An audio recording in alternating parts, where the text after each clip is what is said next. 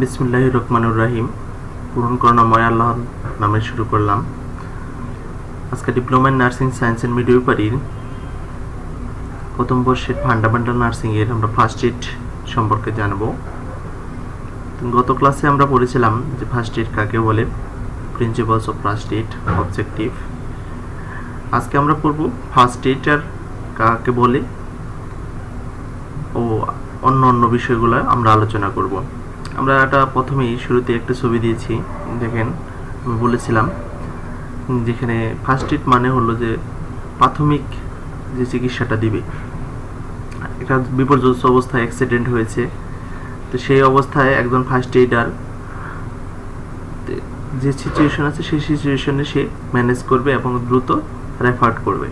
দেখেন এখানে first aid দেওয়ার জন্য কী কী লেখা আছে দেখেন, অনেকে দেওয়া আছে সেফটি পিন লেখা আছে, bandage, one time bandage, roller bandage, scissor, তারপরে আছে কি কটন বার, গজ, তারপরে হলো গ্লোভস ইত্যাদি। তো এখন আমরা পড়বো যে হোয়াট ইজ ফার্স্ট এইডার বা ফার্স্ট এইডার কাকে বলে। Definition of first Eder: the first aider is one. First Eder মানে হলো যে ফার্স্ট এইড দেয় সে হলো ফার্স্ট এইডার। সে যে কেউ হতে পারে, হু has a undertaking training appropriate the circumstance. যে কোনো পরিস্থিতিতে সে যেন ট্রেনিং গ্রহণ করে কোনো কাজ করতে পারে, যথাযথ কাজ করতে পারে, এই এমন যে কোনো ব্যক্তিকেই আমরা বলবো first aider. They must hold valid certificate of competence in either. এই যে তার যে সে ট্রেনিং করছে এই সার্টিফিকেটটা যেন ভ্যালিড হয়, ইনভ্যালিড না, গ্রহণযোগ্যতা থাকে তার, ঠিক আছে, এবং কম্পিটেন্স তার দক্ষতা বাড়তে থাকে। তাহলে কি হয়, the first aid at a work. First aid একটা হলো কাজ, emergency first aid at the work. Emergency জরুরিভাবে সে একটা প্রাথমিক চিকিৎসা সে কাজ করবে। তো any other level of training or qualification that is appropriate of the circumstances. Circumstances মানে হলো পরিস্থিতিতে। Any other level of training, যে কোনো লেভেলের সে ট্রেনিং করতে পারে, ওর কোয়ালিফিকেশন থাকতে পারে, যে কেউ হতে পারে, সেটা এবং ডক্টরই হতে হবে তেমন কথা নেই। That is appropriate to the circumstances. সে যে কোনো পরিস্থিতিতে জানি সে যথাযথভাবে কাজ করতে পারে, এরপরে সঠিকভাবে যেন সে কাজটা করতে পারে, সেই হলো ফার্স্ট এইডার। তাহলে ফার্স্ট এইডার বলতে আমরা বুঝি the first aider is A one. আমরা যদি সংজ্ঞাটা মুখস্থ করি তাহলে এভাবে মুখস্থ করব, the first aider is a someone who undertaking appropriate to the circumstance, who has undertaking training appropriate to the circumstance। আবার এইভাবে মুখস্থ করি, আমি তোমাদেরকে ক্লাসে যেভাবে পড়িয়েছি সেইভাবেই তোমাকে দেখাচ্ছি যে the first aider is a someone who has a undertaking appropriate to the circumstances. থেমে যাও, তারপর they must hold a valid certificate of competence in either. আমার বলো, they must hold a valid certificate of competence in either. তাহলে আমরা তিনটা ভাগে ভাগ করে সুন্দরভাবে এটা মুখস্থ করতে পারি। তাহলে first aider is a someone who has a undertaken training appropriate to the circumstances, they must hold valid certificate of the competence in either. তারপরে কি আছে, first aid at worker, emergency work, aid at a worker, any other level of training qualification that is appropriate to the circumstance। তোমরা নিশ্চয়ই বুঝতে পেরেছো। আমি তারপর আরেকবার বলতেছি যে ফার্স্ট এইড হলো যে কেউ ফার্স্ট এইড যে কেউ হতে পারে, সে হু হ্যাজ সে গ্রহণ করবে ট্রেনিং এ অ্যাপ্রোপ্রিয়েট যথাযথ সে ট্রেনিং গ্রহণের মাধ্যমে একটা পরিস্থিতিতে কাজ করবে। They must hold a valid certificate, তার অবশ্যই কোনো ভ্যালিড সার্টিফিকেট থাকবে অফ কম্পিটেন্স অফ আইদার, তার দক্ষতার উপরে। First aid at a work, তো ফার্স্ট এইড কি বলছে যে একটা ফার্স্ট এইড একটা কাজ, প্রাথমিক চিকিৎসা একটা কাজ। জরুরি অবস্থায় ফার্স্ট এইড ওয়ার্ক দিয়ে থাকে, কাজ করে থাকে। জরুরি অবস্থাতে একজন ফার্স্ট এইড কাজ করে থাকে। Any other level of training or qualification, যে কোনো লেভেলের আবার ট্রেনিং করতে পারে, ট্রেনিং অথবা কোয়ালিফিকেশন থাকতে পারে। That is A appropriate to the circumstance. তার অবশ্যই যে কোনো পরিস্থিতিতে কাজ করার মতো তার কি থাকতে হবে, যথাযথ যোগ্যতা থাকতে হবে। এখন আমরা পড়ব the role and responsibility of first aider. দেখো এখানে একটা টপিক দিয়েছি আমরা যে first aider mouth to mouth breathing দিচ্ছে এবং সিপিআর দিচ্ছে। সিপিআর মিন্স হলো cardio pulmonary respiration, cardio pulmonary resuscitation. সে একজন পেশেন্ট অলরেডি সে ডেথ হয়ে গেছে, কিন্তু বাট তাকে তার হার্টবিটটাকে আবার পুনরায় সচল করার জন্য কার্ডিয়াক কম্প্রেশন দেওয়া হচ্ছে। কার্ডিয়াক কম্প্রেশন মানে এটা মেডিকেল ভাষায় বলা হয় সিপিআর। সিপিআর মানে কার্ডিও পালমোনারি রিসার্টেশন। আর ওইখানে দেওয়া হচ্ছে মানে কি হার্ট এবং লাং একসাথে রিসার্টেট মানে পুনরায় উজ্জীবিত করতে হবে। দেখো মাউথ টু মাউথ, যেহেতু এখানে কোনো অক্সিজেনের ব্যবস্থা নাই, সে মাউথ টু মাউথ দিয়ে এয়ারওয়ে ক্লিয়ার করতেছে, আর ওইদিকে কি করতেছে বুকের উপর কম্প্রেশন দিয়ে হার্টের উপরে কম্প্রেশন দিয়ে কি করতেছে তার হার্টটা চালু করা সচল করার চেষ্টা করতেছে। This is a first aider. Where is a first aider? Responsibility of first aider. First এইডারের কি কি দায়িত্ব থাকবে, ঠিক আছে? Assess the condition of the casualty. Assess the condition of the casualty. আপনার সবসময় যে কোনো কন্ডিশনে অবস্থাকে আপনার সম্পর্কে কৌতূহল থাকতে হবে বা নির্ণয় করতে হবে, ঠিক আছে? Gain access to the patient in earliest and a safest way. তাহলে কি হচ্ছে আপনার অবশ্যই পেশেন্ট সম্পর্কে যত সম্ভব দ্রুত সেফভাবে নিরাপদভাবে তার আপনার অ্যাসেস করতে হবে এবং পেশেন্টটাকে নির্ণয় করতে হবে। Arrange for doctor and hospitalisation.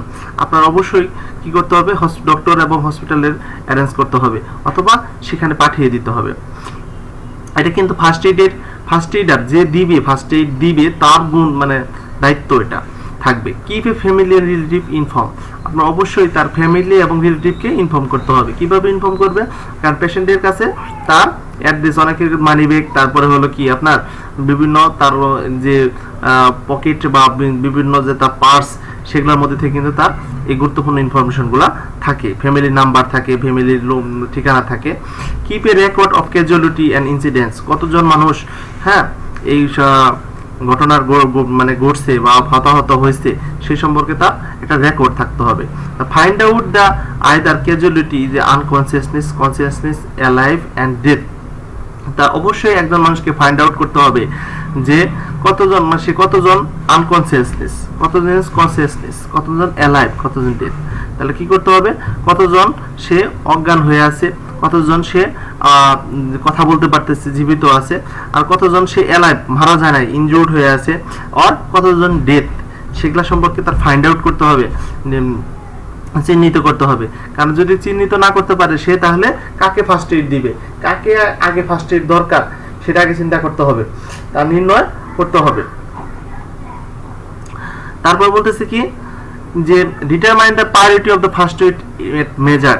Determine তোমার নির্ণয় করতে হবে যে তুমি কাকে আগে ফার্স্ট এইড দিবা। যে একটু মাথায় হালকা কেটে গেছে তাকে ফার্স্ট এইড দিবা, না যে আনকনসিয়াস হয়ে রয়েছে, না প্রচন্ড ব্লিডিং হচ্ছে তাকে তুমি ফার্স্ট এইড দিবা। তোমাকে নির্ণয় করতে হবে। অবশ্যই আগে দিতে হবে ব্লিডিং যার হচ্ছে তার দিতে হবে। তারপর give a immediate and appropriate adequate treatment and considering the priority of first aid measure.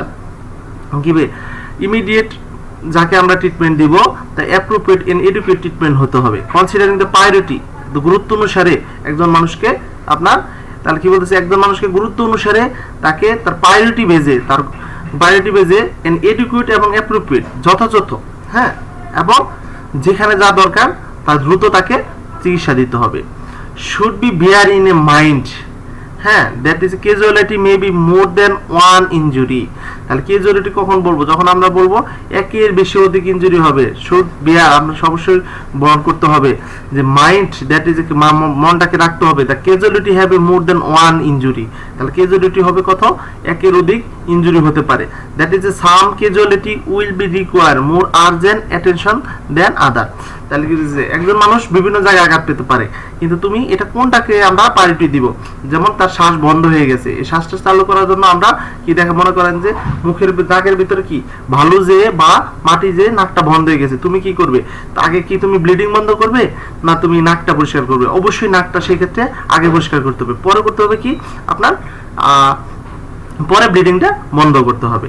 This is A priority বেসে এবং আর্জেন্ট, অবস্থা বুঝে তারপর করতে হবে, মানে কোন সমস্যাটা করলে সে তার জীবনটা বিপন্ন হবে না সেটা আগে তোমাদের চিন্তা করে তারপরে ফার্স্ট এইড দিতে হবে। দিস ইজ এই রুলগুলাই হলো ফার্স্ট এইডের রেসপন্সিবিলিটি। এখন আমরা পড়ব যে qualification of first Eder. Have the necessary knowledge, অবশ্যই তার প্রয়োজনীয় জ্ঞান থাকতে হবে। Have a sympathy and understanding, অবশ্যই তার কি সিম্পেথি দয়া এবং কি যোগাযোগ করার কথা বলার থাকতে হবে। একটা ছবি দেওয়ার চেষ্টা করেছি ফার্স্ট এইডার, একজন ফার্স্ট এইডার একটা ইনজুর্ড বা ক্যাজুয়ালিটি পেশেন্টকে ফার্স্ট এইড দিচ্ছে। এখন আমরা দেখব হ্যাভ এ কমন সেন্স, আপনার কমন সেন্স থাকতে হবে, সবার একটা কমন সেন্স থাকতে হবে যে হ্যাভ ইনিশিয়েটিভ নি অ্যান্ড সেন্স অফ লিডারশিপ, তার নিজের মধ্যে কি থাকতে হবে একটা সেন্স, ইনিশিয়েটিভ, নতুন ইনিশিয়েটিভ নিয়ে জাগ্রত হয়ে নতুন নেতৃত্ব দেওয়ার একটা কি বলে যোগ্যতা থাকতে হবে। Have the ability to act quickly and make a decision and improvise, তার মানে যথাসময়ে যথা ডিসিশন নিতে হবে, নেওয়ার যোগ্যতা থাকতে হবে এবং যাতে দ্রুত কোনো কিছু করা যায়। তারপর বলতেছে should B a good observer, আপনার কি করতে হবে, অবশ্যই কি করতে হবে, আপনার ভালো পর্যবেক্ষণার হতে হবে। Should not get is a panicky and excited, কখনো প্যানিক মর্মাহত এবং উত্তেজিত হওয়া যাবে না। Should have the self confidence and ability to জাজ the injury to be treated first, তাহলে কি করতে হবে, নিজের মধ্যে আত্মনির্ভরশীল হতে হবে, কনফিডেন্স থাকতে হবে এবং সঠিক সময়ে আপনার নির্ণয় করা জাজ করার দক্ষতা থাকতে হবে। Should have a sympathy patient relative the providing good counselling, আপনার অবশ্যই একদম পেশেন্টের সম্বন্ধে এবং রিলেটিভকে গুড কাউন্সিলিং, ভালো মানে কি কাউন্সিলিং করার যোগ্যতা থাকতে হবে। Should be measure the patient his and her relative, অবশ্যই reassurance the patient and his and her relative, অবশ্যই আপনার পেশেন্ট এবং পেশেন্টের আত্মীয় স্বজনকে আপনার রিঅ্যাসুরেন্স আশ্বস্ত করার যোগ্যতা আপনাকে থাকতে হবে। তবে শেষেরগুলো আমি একটু দ্রুত পড়েছি কারণ আমাদের ভিডিও 14 মিনিটের বেশি আপলোড করা যায় না। সবাইকে অসংখ্য ধন্যবাদ। তোমরা এই জিনিসগুলো না বুঝলে আমাকে মেসেঞ্জারে নক করবে, তোমাদের সাথে সেই বিষয় নিয়ে আমরা আবারও কথা বলবো। ধন্যবাদ সবাইকে।